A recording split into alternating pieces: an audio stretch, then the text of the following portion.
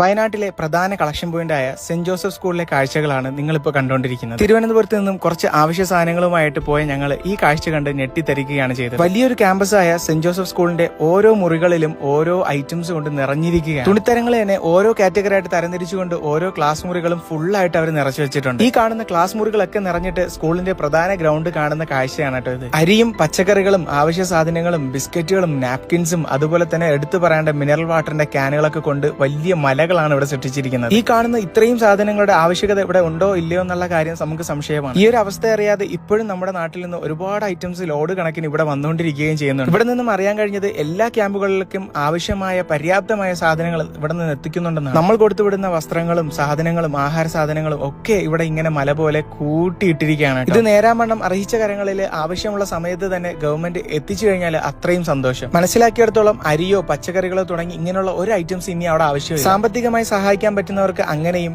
ഇനി വീടുകൾ നഷ്ടപ്പെട്ട ആൾക്കാർക്ക് പുതിയ വീടുണ്ടാക്കി കൊടുത്തു കഴിഞ്ഞാൽ അതിലേക്ക് വേണ്ട ഫർണിച്ചറുകളോ അതുപോലുള്ള ഐറ്റംസോ മാത്രമാണ് ഇനി നമുക്ക് അവിടെ ആവശ്യമായിട്ടുള്ളത്. ഓരോ ക്യാമ്പുകൾക്കും വേണ്ട സാധനങ്ങളാണ് അവിടെ നിരത്തി വെച്ചിരിക്കുന്നത്. മാത്രമല്ല ഇപ്പൊ തമിഴ്നാട്ടിൽ നിന്ന് പോലും അവിടെ സാധനങ്ങൾ ഒരുപാട് വന്നുകൊണ്ടിരിക്കുകയാണ്.